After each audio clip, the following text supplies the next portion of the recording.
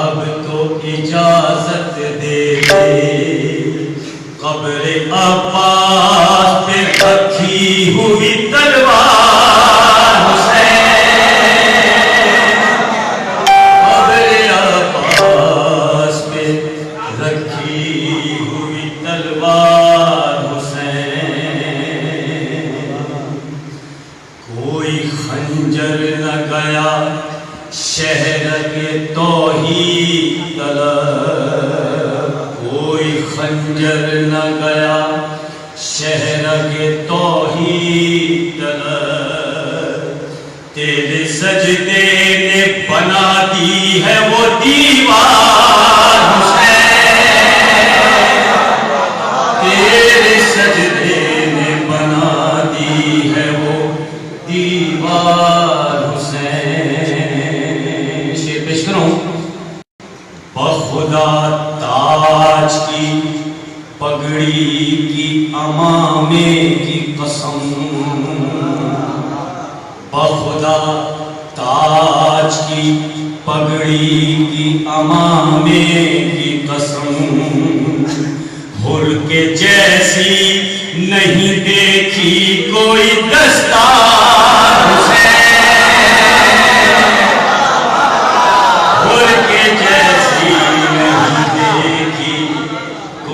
دستار حسین۔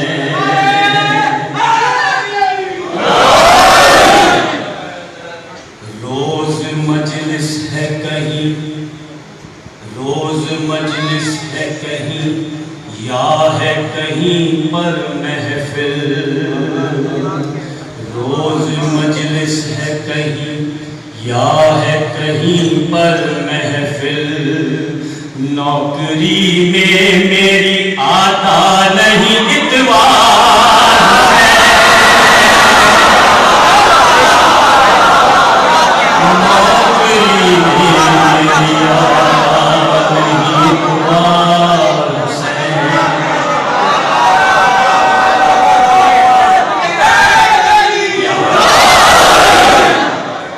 آخری شعر آخری شعر پیش کر رہا ہوں، شاعر جناب میر تقی صاحب کا کلام ہے، مختہ ہونے کی مجھے دیا نہیں ہے، بہت ہی قابل غور مصرے لکھے ہیں، بہت ہی خوبصورت مصرے ہیں۔ ایک قدم بھی نہ بڑھا کرب و بلا سے آگے، ایک قدم بھی نہ بڑھا کرب و بلا سے آگے، عالم غیب ہے کیا یہ تیرا رہوار حسین، عالم غیب ہے کیا یہ تیرا رہوار حسین، رات بھر لکھتا رہا ہوں تیرے اشعار حسین۔ درود پڑھیں محمد وآل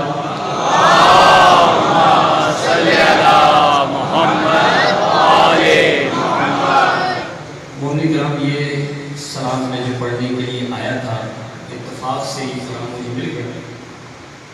میں جو سلام پیش کر رہا ہوں تھوڑا سا مشکل اردو ہے، شاعر اہل بیت محی فاضل صاحب کا کلام ہے، بغور اگر سماعت فرمائیں گے تو آپ اس کا لطف لیں گے۔ درود پڑھیں محمد و آل محمد، صلی اللہ محمد و آل محمد، ایک دفعہ اور درود پڑھیں محمد و آل محمد، صلی اللہ محمد و آل محمد۔ خوشنود بی بی خاتون جنت ولکت صلی اللہ محمد و آل محمد۔ ان کرام کے بھی قبلہ تشریف لا چکے ہیں، 2 سے 3 شعر دوسرے کلام کے پیش کروں گا۔ کہیں صبح مساء حسین حسین، کہیں صبح مساء حسین حسین، مقصد مصطفیٰ حسین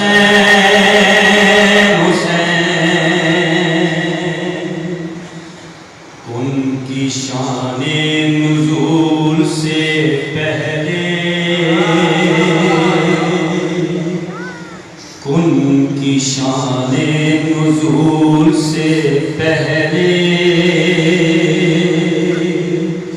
کہہ رہا تھا خدا حسین کہہ رہا تھا خدا حسین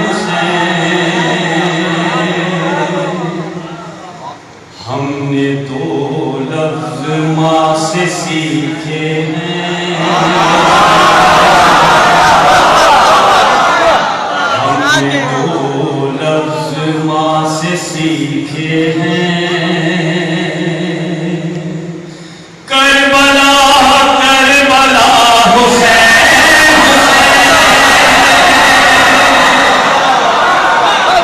کربلا کربلا حسین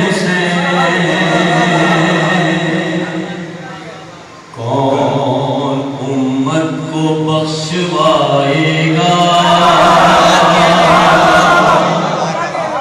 کون امت کو بخشوائے گا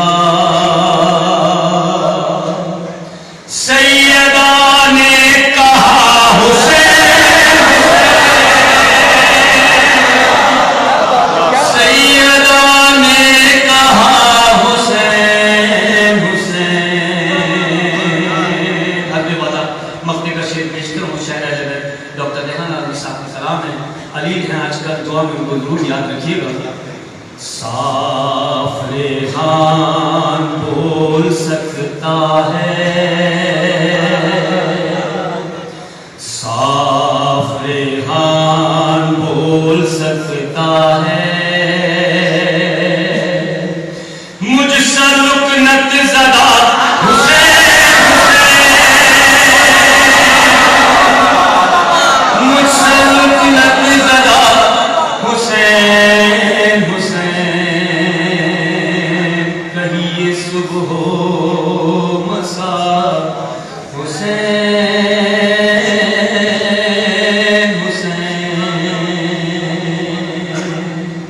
برعظمت بی بی خدیجۃ الکبریٰ سلام اللہ علیہا بلند اے صلوات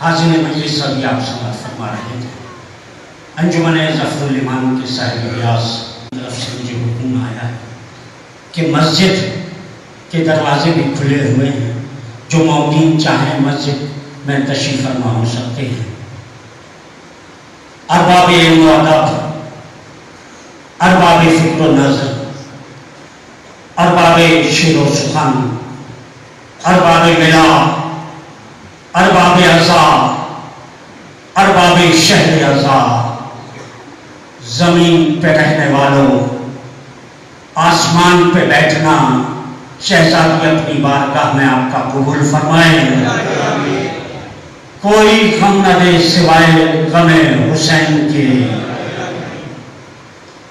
جناب مولانا بلال کاظمی صاحب کے 6 مصرے آپ کے سامنے پیش کروں گا کہ غم حسین میں جو اشک بار ہوتا ہے غم حسین میں جو اشک بار ہوتا ہے کسی بھی ملک کا ہو اس سے پیار ہوتا ہے اور جری کے غیث کو روکا وہاں پہ زینب نے جہاں امام کو بس اختیار ہوتا ہے اور کہاں ہو آگے رکابوں کو چوم لو یوسف کے راہوار پہ اکبر سوار ہوتا ہے نعرہ تکبیر نعرہ رسالت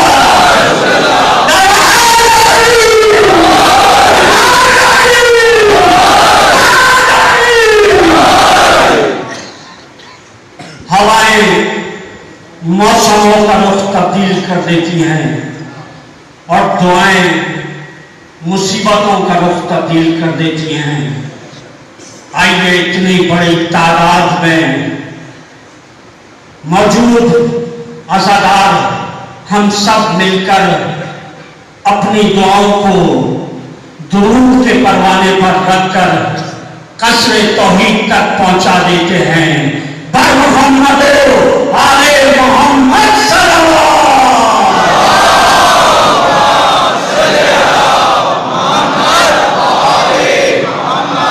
इंतहाई अदब व एहतराम के साथ दस्ते अदब जोड़कर क़िबला व काबा हुज्जतुल इस्लाम मौलाना सैयद अली रज़ा रिज़वी साहब क़िबला मुतज़ल्लुल आली से गुजारिश करूँगा कि तशरीफ़ लाएँ और अशरे मजालिस की दूसरी मजलिस आज़ा से खिताब फरमाएँ। बर मोहम्मद व आले मोहम्मद बुलंद तर सलावत।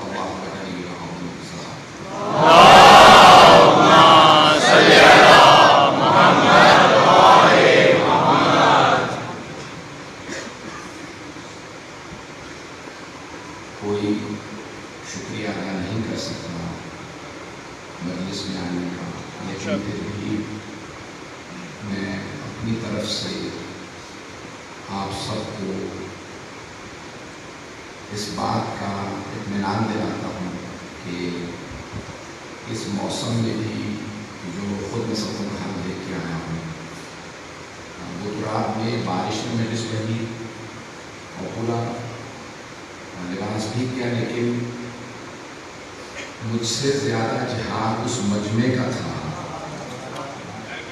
कि जो उस बारिश में बाहर में सुन रहा था। उसमें मैं देख रहा था बच्चे भी मौजूद हैं, बुजुर्ग भी मौजूद हैं, मेरी बहनें भी आई हुई थी। हर जगह पे पूरी दुनिया में एहतमाम है। مختلف آزمائشیں ہوتی ہیں دین کے راستے پہ چلنے میں، اور حسین کا راستہ آسان نہیں ہے، اسی لیے کربلا میں جانے والے صرف 72 تھے اور عزا میں آنے والے عاشقان حسین ہی آتے ہیں۔ جو عشق رکھتا ہے بس وہی آ سکتا ہے، اور یہ عشق کھینچ لاتا ہے۔ نہ جانے کوئی کوفہ سے چلتا ہے حبیب کی شکل میں، کوئی حور کی شکل میں چلتا ہے، کوئی ذوالقرنین کی شکل میں۔ مختلف نیتیں ہوتی ہیں لیکن مقصد سب کا ایک ہوتا ہے، اور وہ مقصد ہے حسین ابن علی۔ میرا اور آپ کا مقصد بھی جناب سید الشہداء ہے کہ ہم مجالس برپا کر رہے ہیں۔ میں نے کل جو موضوع شروع کیا تھا ہمارے عقائد کے عنوان سے، اسے گزارے رکھوں گا کہ بہت سی باتوں میں ہمارا اختلاف رائے ہو سکتا ہے بہت سے مسلمانوں سے، لیکن ہمیں اپنا عقیدہ جاننا ضروری ہے۔ ایک عقیدہ جو بڑے شک و مت سے بہت سے مسلمان پیش کرتے ہیں اپنا عقیدہ، وہ ہے خیر و شر کا عقیدہ، اچھائی اور برائی کا عقیدہ۔ توجہ ہے میرے سب لوگوں کو؟ میری آواز سب کو آ رہی ہے؟ سب سب تو ایک عقیدہ ہے خیر و شر سے متعلق، تو ایک پوری بحث کی جاتی ہے کہ بھی خیر و شر کیونکہ آیت قرآن میں ہے موجود، خیر و شر یعنی اللہ سے ہی خیر بھی ہے شر معاذ اللہ۔ اس معنی میں بہت سے لوگ اس کو پیش کرتے ہیں کہ اگر آپ کو کوئی اچھائی ملتی ہے تو اللہ سے ملتی ہے، برائی جو آتی ہے وہ بھی آپ کو اللہ سے آتی ہے۔ ما اصابکم من خیر فمن اللہ، اللہ قرآن میں کہتا ہے جو تمہیں خیر ملتی ہے وہ اللہ سے ملتی ہے، وما اصابکم من الشر فمن انفسکم، لیکن جو کچھ شر ہے تمہارے پاس وہ تمہارا اپنا ہے، اللہ کی طرف سے شر نہیں آتا۔ شر وہاں سے آتا ہے جہاں شر ہو، پہنچا نہیں پا رہا۔ یہ شر یعنی برائی، برائی وہاں سے آتی ہے جہاں برائی ہو، اللہ کے پاس صرف ہے ہی اچھائی، پھر بھی بات کو میں نہیں پہنچا پایا۔ ایک بحث ہے منطق میں کہ آیا نور اور ظلمت، روشنی اور تاریکی دونوں وجود رکھتے ہیں یا نہیں؟ نور ہے، ظلمت نہیں ہے، روشنی ہے، تاریکی نہیں ہے۔ تاریکی وجود ہی نہیں رکھتی، تاریکی نور کے نہ ہونے کا نام ہے۔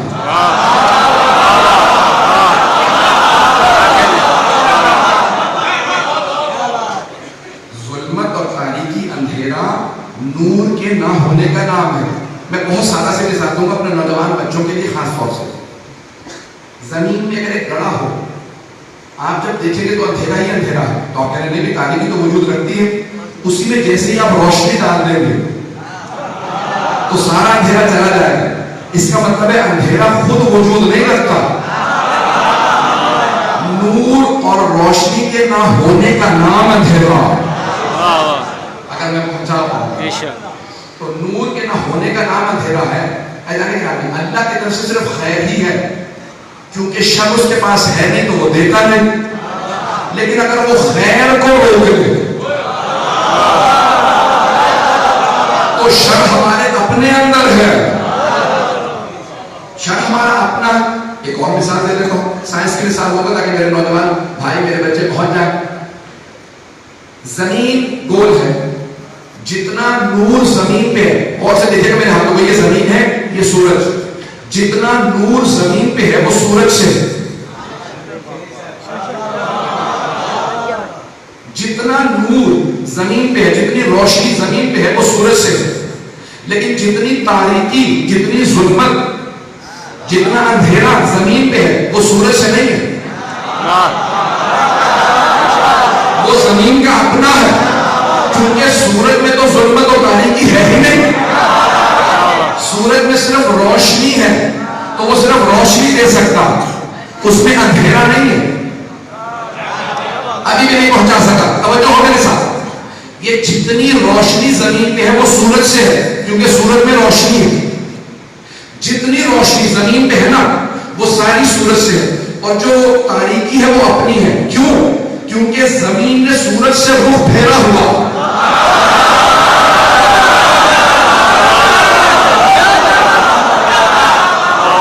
زمین گھوم رہی ہے، تو جب چھپ جاتی ہے نا, سورج سے رخ پھیر لیتی ہے تو تاریکی ہو جاتی ہے, جیسے گھوم کے واپس آتی ہے تو روشنی ہو جاتی ہے. ہم جب خدا سے رخ پھیر لیتے ہیں تو شر میں چلے جاتے ہیں, اور رخ کر لیتے ہیں تو خیر میں چلے جاتے ہیں.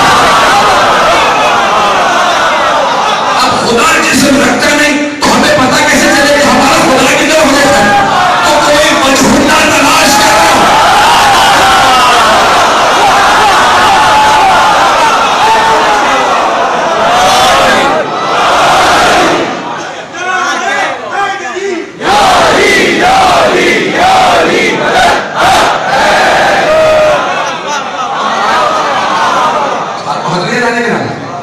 تو یہ محرم جیسے ہی آتا ہے تو ہم خیر ہی خیر میں ہوتے ہیں.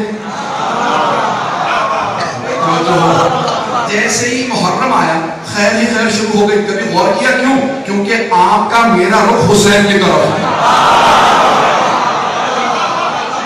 اور حسین ابن علی علیہ السلام میں خیر ہی خیر ہے. اور وہ جو دوسرے ہیں جو محروم ہیں, کیونکہ ان کا رخ حسین ابن علی کی طرف نہیں ہے. جو حسین سے رخ پھیر لیتا ہے نا تو وہ ظلمتوں میں, تاریکیوں میں. اچھا, میں صاحب اسے گزرے تھے کہ مولانا آپ کو آرام نہیں ملتا, دن رات آپ جو ہے باہر. میں نے کہا ہاں بالکل صحیح کہہ رہے ہیں, آرام نہیں ملتا لیکن سکون ہے.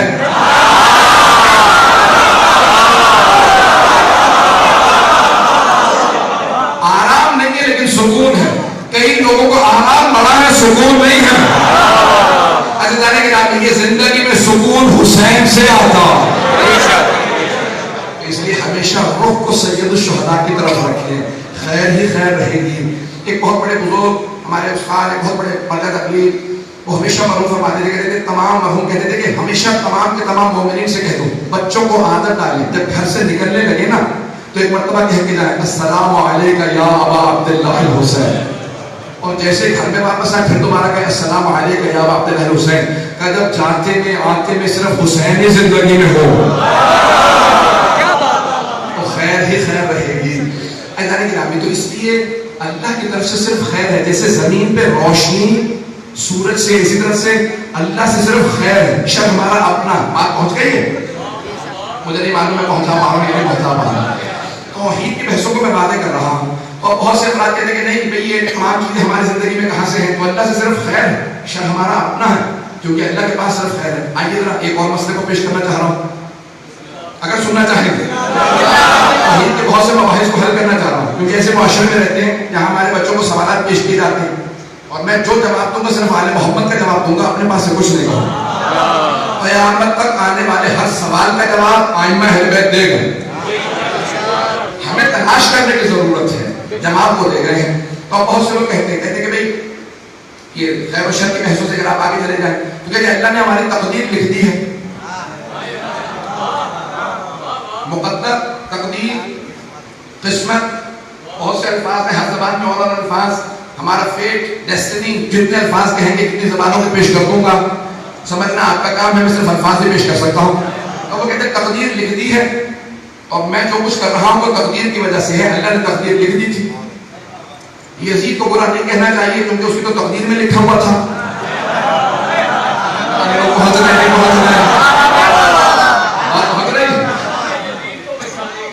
اب یہ یزید اور کیا اس کے بھی باپ کو بتا ہنس کر دیجیے گا. تو اب کیا کیا انہوں نے کہا بھائی اس طرح سے بچایا جائے, تو انہوں نے کہا کہ بھائی نہیں آپ کسی کو برا نہیں کہہ سکتے. میں یزید کا نام ہی نہیں لینا چاہتا. پتہ نہیں کون کون ہے.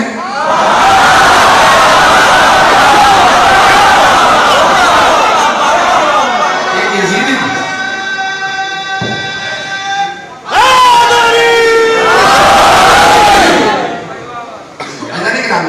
تو انہوں نے کہا کہ نہیں کسی کو برا نہیں کہنا چاہیے.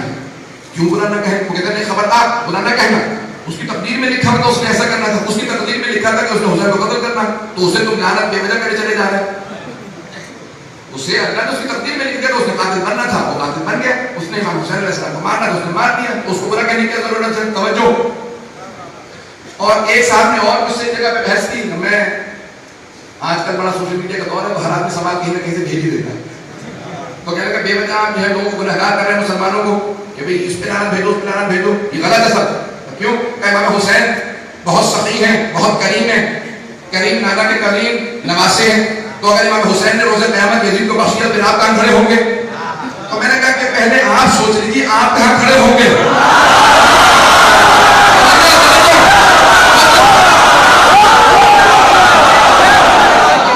آپ کہاں کھڑے ہوں گے؟ اگر امام حسین نے یزید کو بخش دیا تو آپ کہاں کھڑے ہوں گے؟ میں نے کہا پہلے آپ سوچیے آپ کہاں کھڑے ہوں گے. امام حسین جتنے بھی کریم ہو اللہ سے زیادہ کریم نہیں ہے. اگر اس نے شیطان کو بخش دیا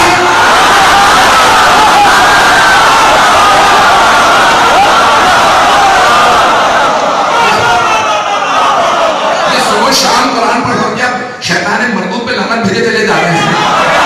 اللہ اتنا کریم ہے.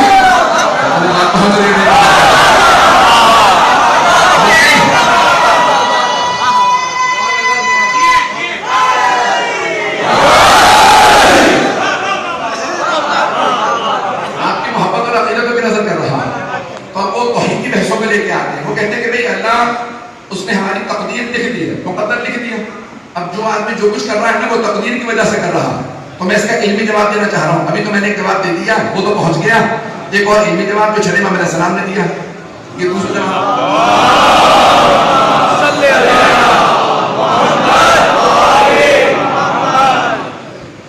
یہ جو جواب میں نے پیش کیا تھا وہ آپ نے پسند فرمایا. امام کا علمی جواب ہے، بہت گہرا جواب ہے، بہت ٹھوس جواب ہے، اسے بھی سن لیجیے.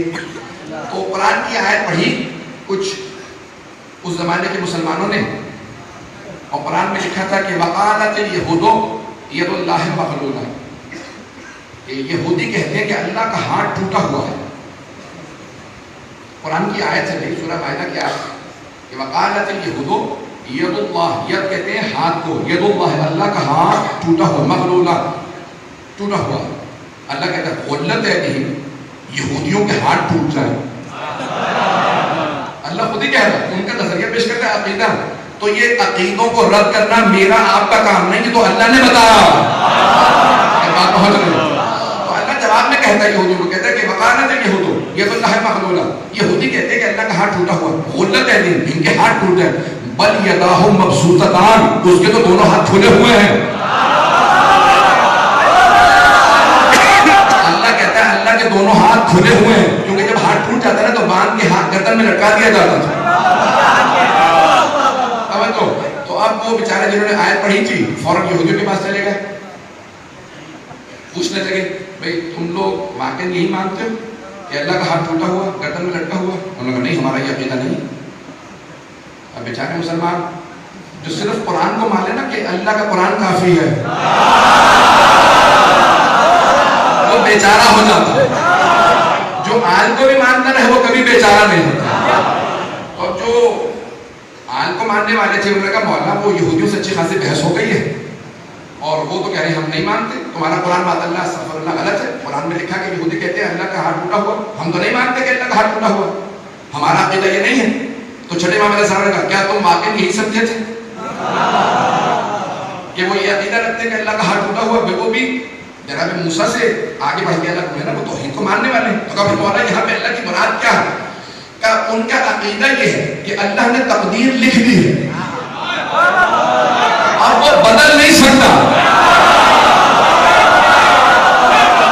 اللہ کہہ رہا ہے کہ اگر تقدیر لکھی میں نے ہے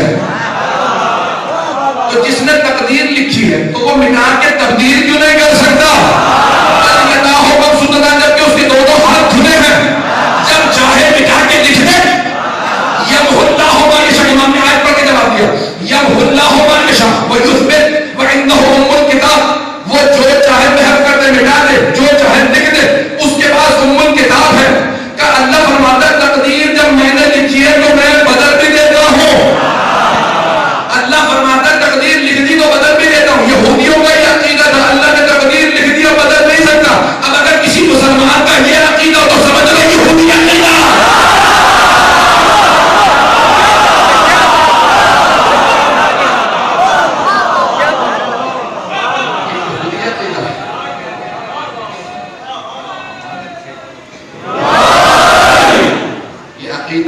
مسلمانوں کا عقیدہ نہیں ہے کہ اللہ نے تقدیر لکھ دی اور وہ تبدیل نہیں کر سکتا. تو کسی نے پوچھا مولا پھر تقدیر بدلتی کیسے ہے؟ توجہ پوچھا مولا تقدیر بدلتی کیسے ہے؟ کہا اپنے ہونٹوں کو ہلاؤ اور اپنے حجت خدا کو مخاطب کر کے کام کہو. نہیں بہت آسان. شفتہ امام نے کہا اپنے لبوں کو ہلاؤ, اپنے لبوں کو ہلاؤ. اور وہاں کو ایک آدمی نے امام کو خط لکھا, امام علیہ السلام کو,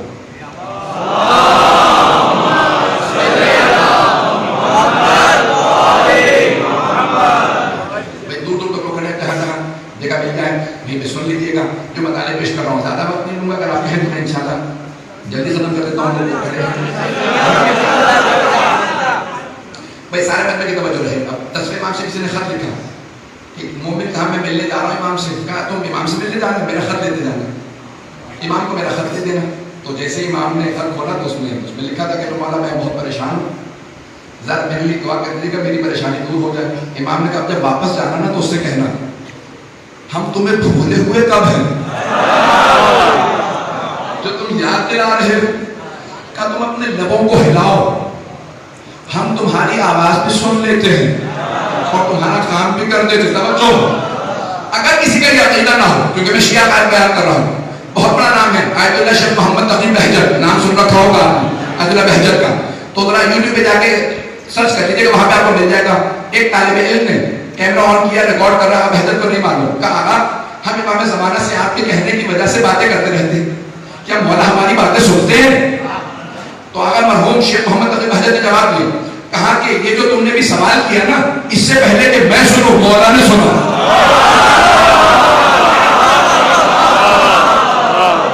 اس سے پہلے کہ میں سنوں مولا نے سنا, اور یہ جو میں جواب دے رہا ہوں نا, اس سے پہلے کہ تم سنو مولا میرا جواب سن رہے ہیں. کہ ہم کسی ایسے ویسے امام کے ماننے والے نہیں ہیں, یہ زمین تو کیا ساری کائنات جس کا طواف کرتی ہے وہ امام زمانہ ہے.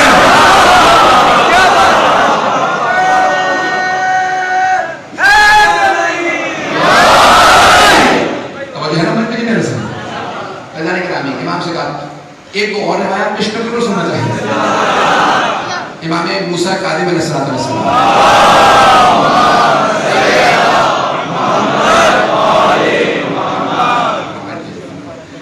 ساتھ میں امام سے دو بھائی ملنے کے لیے آئے. آنے کے بعد مولا کو سلام کیا. اچھا دیکھیں ہر زمانے میں ہر طرح کے لوگ موجود ہوتے ہیں. جیسے آج کے زمانے میں بھی کوئی بہت ہی مضبوط ایمان کا شیعہ بھی ہوتا ہے, کوئی بیچارہ ضعیف ایمان بھی ہوتا ہے. آپ تو ایسے خاموش ہے, بس میں ہی کام کرتا ہوں, میں اب سب جانتے ہیں, تو ہاں ہوں کرتے ہیں, مجھے پتا چلے کہ آپ لوگوں کو پتا ہے ایسا ہے کہ نہیں ہے. تو اب ہر زمانے میں ہر طرح کے لوگ ہوتے ہیں. تو وہ دو بھائی ملے تھے, شیعہ ماننے والے تھے. آئے امام کو سلام کیا. امام نے دونوں کو دیکھا, مسکرا کے ایک سے کہا تو اس راستے میں مرنے والا تھا, جو تم حج کے لیے چلے ہو مجھ سے ملنے آئے ہو نا. تو دونوں میں سے ایک بھائی سے کہا تم اس راستے میں مرنے والے تھے, تمہاری موت لکھی ہوئی تھی, تمہاری قسمت میں موت لکھی ہوئی تھی. اس نے کہا آپ کو کیسے پتا؟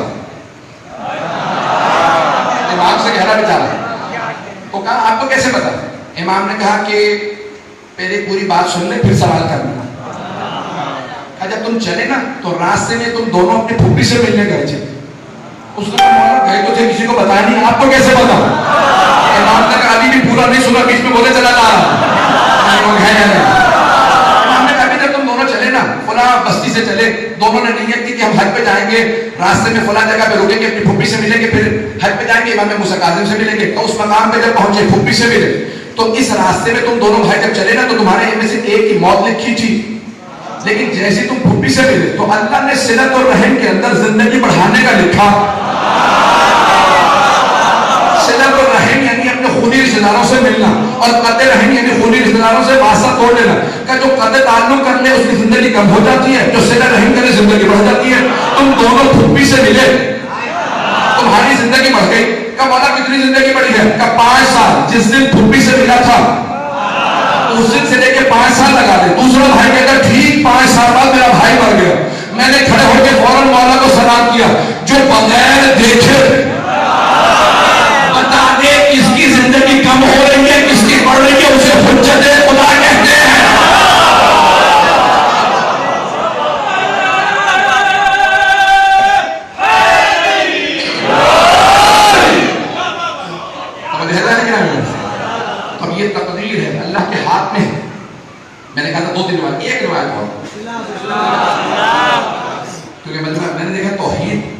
بیان کرنا سب سے مشکل کام ہے، اور آپ اس محبت سے توحید مجھ سے سن رہے ہیں کہ میں توحید بیان کر رہا ہوں دوسرے دن، اور آپ اس حضرات اس محبت سے عقیدت سے آپ حضرات مجھے جو بات دے رہے ہیں، میں اس کا مستحق نہیں ہوئی، آپ کی عقیدت ہے جس طرح سے آپ سن رہے ہیں، جس حسن سماج سے آپ نے مجھے نوازا، میں انتہائی ممنون ہوں، تمام حضرات اپنے برادران کا، بزرگوں کا، اپنے بچوں کا، سب کا ممنون۔ اعزاز گرامی، حضرت عیسیٰ کے مقام سے گزر رہے تھے، روایت آپ نے سنی ہوئی ہوگی، تو حواری ساتھ میں تھے، حواریوں سے ایک مرتبہ کہا آج تو یہاں پہ شادی ہو رہی ہے، خوشی منا رہے ہیں، کل یہی پیغام ہوگا۔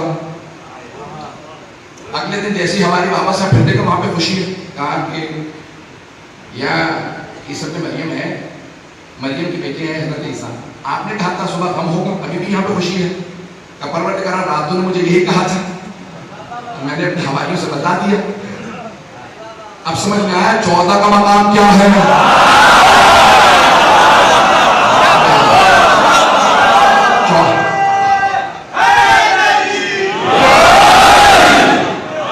14 کا مقام کیا ہے؟ ابھی بھی میں پہنچا نہیں پڑا، میں جلدی سے واقعہ مکمل کروں پھر اشارہ کروں گا۔ تو جناب عیسیٰ نے کہا پروردگار رات تو نے مجھے بتایا کہ یہاں پہ بھی شادی ہو رہی ہے، صبح دونوں یہاں پہ غم ہوگا، تو پروردگار کیا ہوا؟ کبھی رات دولہا دلہن نے مر جانا تھا، ان کی قسمت میں لکھا تھا، تقدیر میں یہی تھا کہ دولہا دلہن مر جائیں گے، دولہا دلہن مر جائیں گے، لیکن وہ صدقہ دے کے گئے تھے حجرے میں، وہاں جا کے دیکھو گے تو سانپ موجود ہے، جب گئے تو دیکھا جسے کو ہٹایا سانپ موجود تھا، وہ کاٹ نہیں سکا کیونکہ انہوں نے صدقہ نکال دیا تھا۔ صدقہ ترد البلا، صدقہ بلا کو ٹال دیتا ہے، وہ سانپ کاٹ نہیں سکا کیونکہ وہاں پہ انہوں نے صدقہ دیا تھا۔ جانے کے نام صدقہ دینے سے بلا ٹل جاتی ہے، تو تقدیر بدل گئی نا، شیعہ سنی کتابوں میں ہے تقدیر بدل گئی نا۔ اب وہ جو اعتراض کرتے ہیں کہ اس کو پہنچ گئے، اعتراض کرے نا کہ اس کی قسمت میں اگر اللہ نے تقدیر میں اولاد نہیں لکھی تو نہیں ہو سکتی،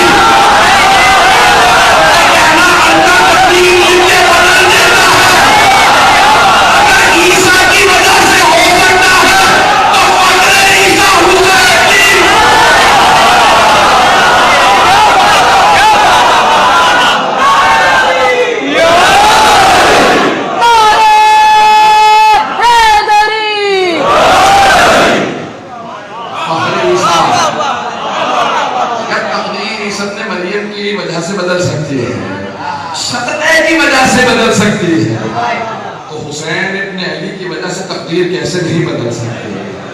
میں جانے کے نامی کبھی کوئی شک نہ کرے، ذہنوں میں شبہ نہ آنے دیجیے گا۔ اللہ سبحانہ و تعالیٰ نے کچھ ہستیوں کو ایسا بنا کے بھیجا ہے کہ اللہ سبحانہ و تعالیٰ ان کی وجہ سے گنہگاروں سے راضی ہو جاتا ہے، اور بعض اوقات اگر کوئی نیکوکار بھی ہو تو اللہ ان سے ناراض ہو جاتا ہے۔ یہ تیری نمازیں، یہ تیرے روزے میں نے سب دیکھ لیا، لیکن ان میں سے کسی بھی جگہ پہ علی نہیں تھا۔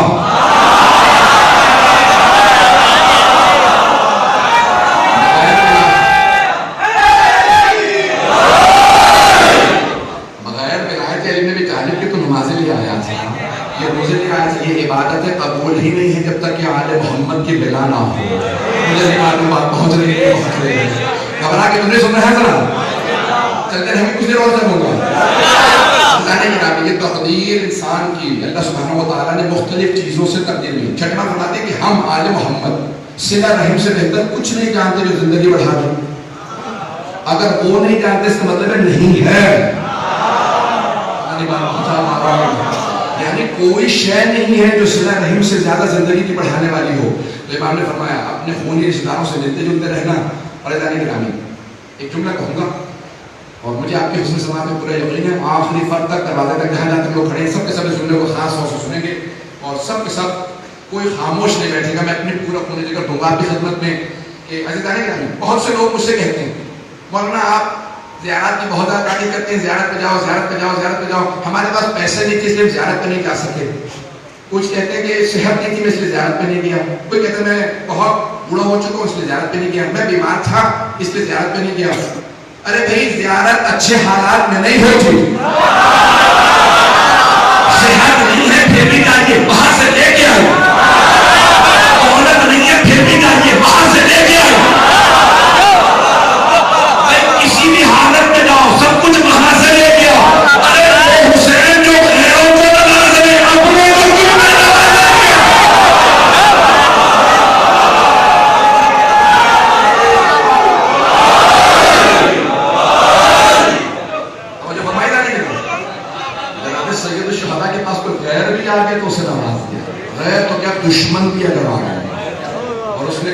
سے آپ کا ہوں تو مولانا یہ نہیں کہ ہر تو نے پانی بند کیا تھا آج ہے حسین بہت کریم ہے عزیزان گرامی خدا بند لبیک یا حسین لبیک یا حسین لبیک یا حسین لبیک یا حسین لبیک یا حسین لبیک یا حسین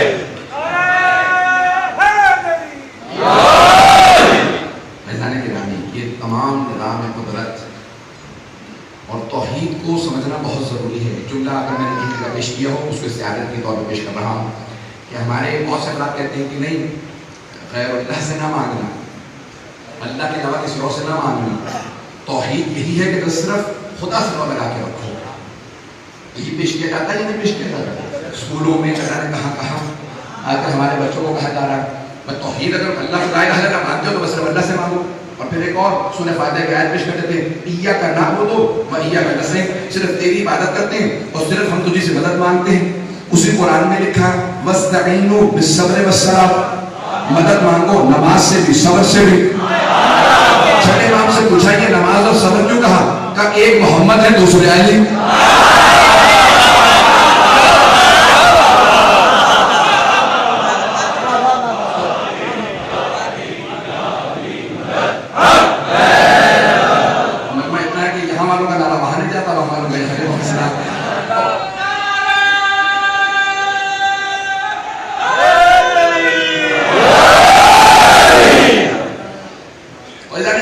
میں جواب پیش کر رہا ہوں.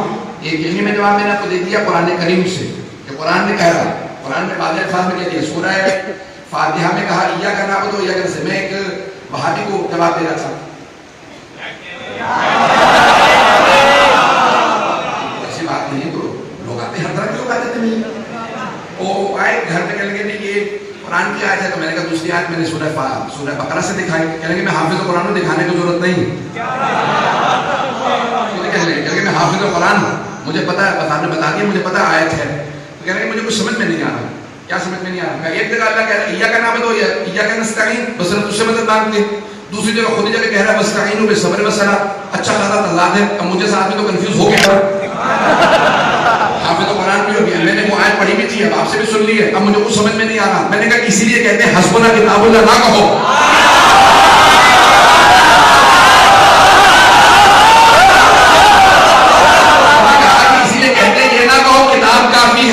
جس نے سب سے پہلے کہا تھا نا کتاب کافی ہے, سب سے پہلے وہی علی کے در پہ آیا تھا.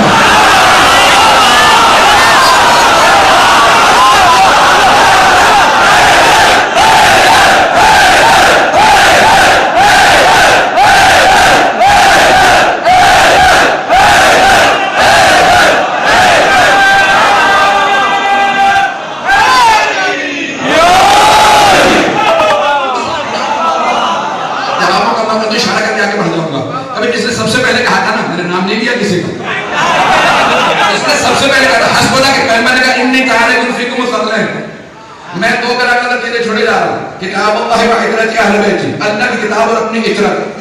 ایک صاحب کھڑے ہو کے کہا حسبنا کتاب اللہ, یا رسول اللہ ہمیں اللہ کی کتاب کافی ہے, آپ کی عترت کی ضرورت نہیں. جس نے کہا نا, تو جیسے پیغمبر کا مثال ہوا, اب کسی نے یہودی نے سوال پوچھ لیا قرآن سے,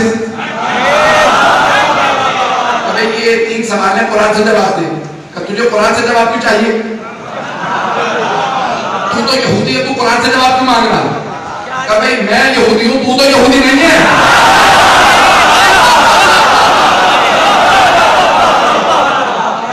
میں یہودی ہوں, تو یہودی نہیں ہے, تو قرآن سے دکھا دے. کہ کیا سوال ہے؟ پہلا سوال کیا, کہ دوسرا سوال کیا, کہ پہلے کا جواب دے, کہ یہ ذہن میں نہیں ہے. دوسرا سوال پوچھا, کہ یہ پہلے سے زیادہ مشکل ہے.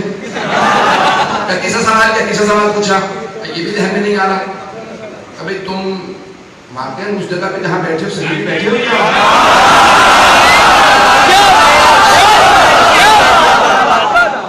اس نے کہا بھائی تمہارا سے کیا مطلب ہے؟ آؤ کسی اور سے پوچھ لیتے ہیں, ان کے دوست سے بہت قریبی. تمہیں جواب آتا ہے, اگر تجھے خود نہیں آتا تو مجھ سے کیوں پوچھ رہا ہے؟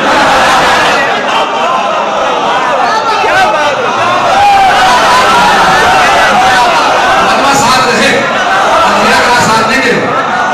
دوست سے پوچھا کہ تجھے آتا ہے کہ تجھے خود کا جواب دینا, 3 سوال پوچھ چکا ہے, جواب نہیں آ رہا. اب کسی اور سے پوچھ لیتے ہیں, شاید پھر بیٹی سے پوچھ لوں, گھر میں تھی تو میں نے کچھ نہیں کہا, آواز نہ ہو. بیٹی کوئی ذہن میں جواب آ رہا ہے کیا؟ بابا کہتے ہیں آپ خود ہی نہیں پتا, مجھ سے پوچھ رہے ہیں کبھی کیا کریں, کبھی چلو علی کے پاس چلتے ہیں. یہودی جان کو آ گیا, جواب یہ بغیر نہیں جا رہا.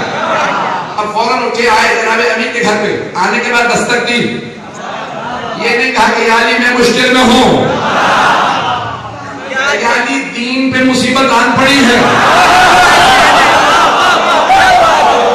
قرآن سے جواب چاہیے. تو مولانا نے کہا کہ تم نے تو کہا تھا حسبنا کتاب اللہ, ہمیں کتاب کافی ہے.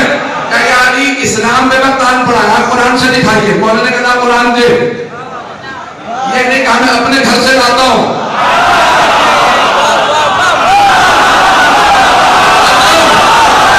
اسی کے ہاتھوں سے قرآن لیا. مولانا نے قرآن کھولا اور ایک مرتبہ اشارہ کرنے کا یہاں جواب ہے. اس نے کہا یا علی یہ بغیر دیکھیے آپ نے کیسے بتایا,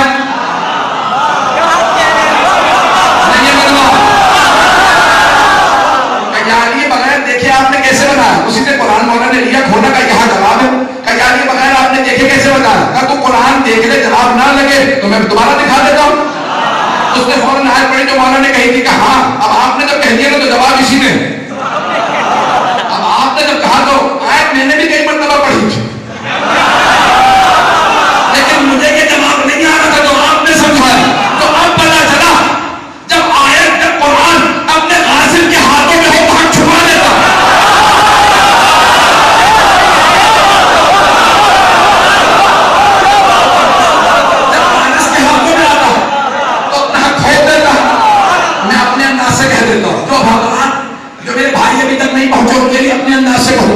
تو مولانا نے قرآن ہاتھوں سے لیا, حاکم کے ہاتھوں سے قرآن لیا. جیسے قرآن لیا, قرآن کھولا, تو میرا یہ اندازہ کہ قرآن نے کھولنے کے بعد آیت نے نکل کے مولا کو سلام کیا ہوگا.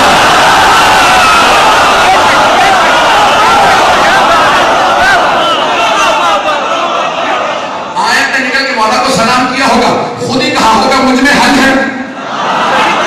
پتہ چلا جب قرآن وارث کے ہاتھوں میں آتا تو حق چھوڑ دیتا ہے.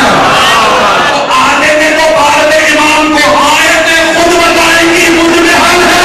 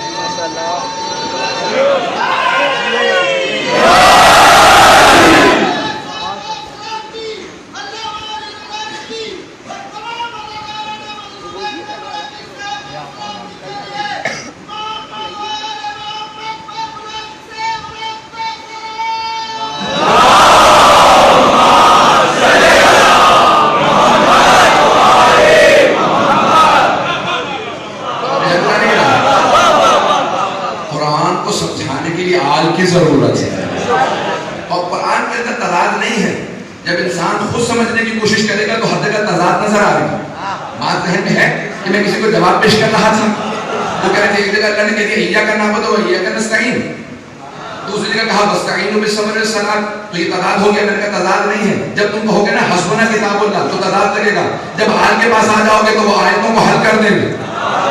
آیت میں آیت کی تفسیر ہے, لیکن آل سمجھا سکتی ہے کون سی آیت کس آیت کی تفسیر ہے. ہمارے بہت بزرگ عالم دین ہیں, بہت بڑے ہو چکے ہیں, تو کہنے لگے کہ میں امام ابا کے اندر حج پہ گیا ہوا تھا, جنت البقیع میں کھڑا تھا. تو اب جیسے امام ابا دیکھا تو لوگ آنے لگے, اور ہر آدمی آگا یہ وہ زیارت سب. تو اتنے میں ایک متبع آیا, اس کا کیا بات ہے, تم بقیع میں تبلیغ کیوں کر رہے ہو؟ کہنے لگے یہ بتاؤ تم کیا کر رہے ہو؟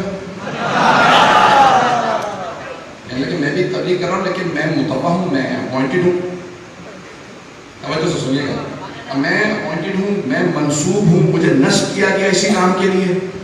تمہیں نصب نہیں کیا گیا. تمہیں یہ 1400 سال بعد سمجھ میں آ گئی بات؟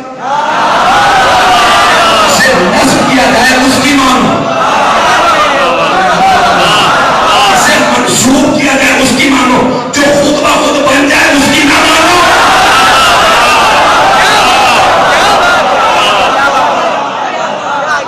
तो भाई इशारे करके आगे बढ़ूंगा, बाप ले रहा हूं।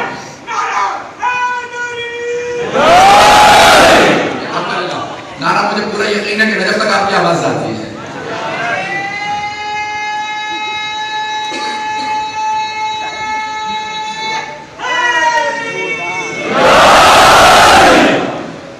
वो कहने लगे कि बहस शुरू हो गई। वो कहने लगे नहीं, आप तबलीग मत कीजिएगा, और आप लोग शिर्क करते हैं, ये खबरों पे आना शिर्क है, मुर्दों से मदद मांगना शिर्क, बिदअत, हराम है। वो तीन ही लफ्ज हैं।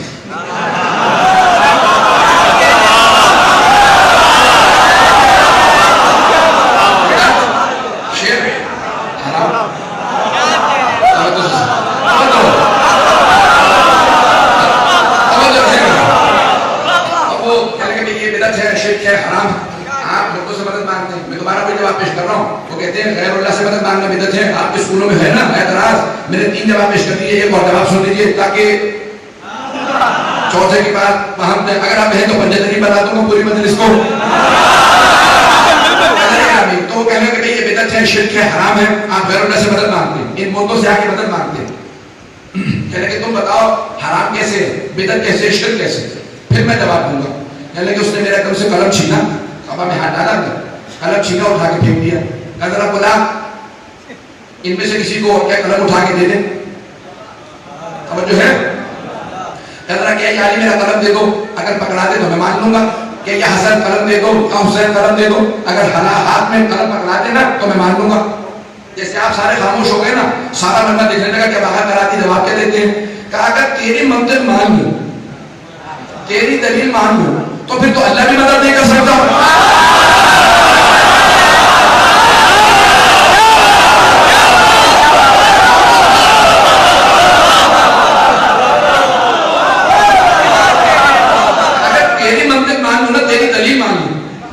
मुझे कलम उठा के दे दे तो फिर तो अल्लाह भी मदद नहीं कर सकता। क्या अल्लाह तेरा कलम दे दे? अब वो किसी लिए नहीं बनाया गया कि तेरे जैसों के उठा के कलम दे देगा। तुम्हें पता है तू कलम चुराने वाले में है।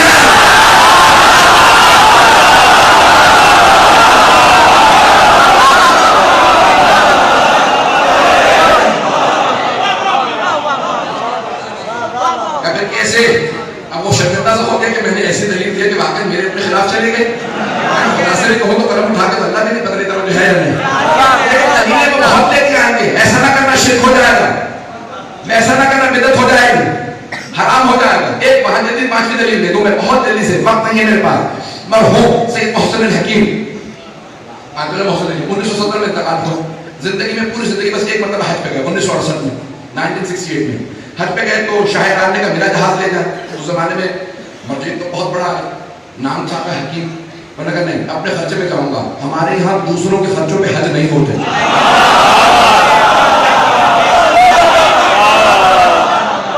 तो फैसल सऊदिया का बादशाह उसने कहा कि आले सऊद का फैसल ने कहा मेरा पर्सनल जेट हाजिर है, कहने तेरा जब उसका शिया का जहाज में चाहिए तो